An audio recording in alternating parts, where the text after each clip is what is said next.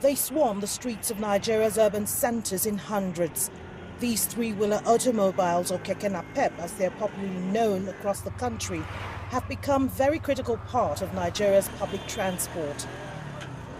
Introduced under the 2001 National Poverty Eradication Program, keke business was among a raft of schemes by the Nigerian government to reduce widespread poverty. To date, the scheme is a source of livelihood to thousands of drivers across Nigeria. 31-year-old Abdullahi Babayo dropped out of the Teachers Training College due to lack of tuition fees. His future hanged in a balance until he got himself a keke on hire purchase. He pays half of his daily collections to offset the cost of a tricycle, but he worries about the future of the business.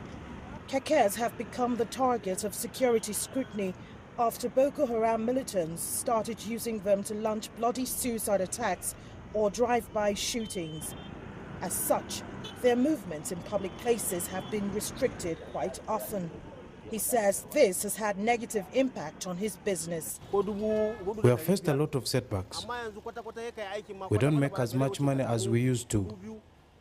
Before, we could make as much as 4,000 to 5,000. But now, after a hard day's work, we'd be lucky if we make between 2,000 to 2,500 naira. It also means that he has to struggle to pay off the mortgage for his tricycle and watch over his shoulders for who he's carrying.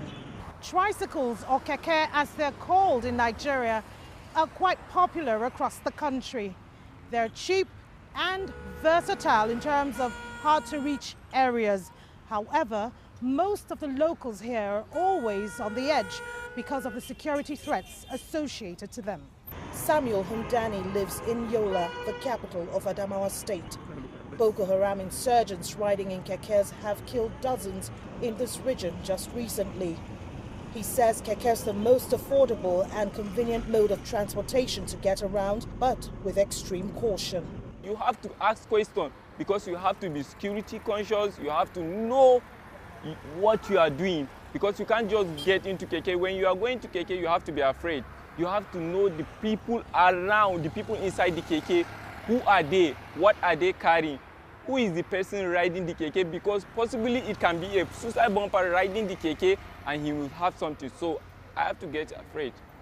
Besides the bleak future kekes face due to security worries, they too face a ban in various urban centers across Nigeria by state authorities who view keke as a traffic menace.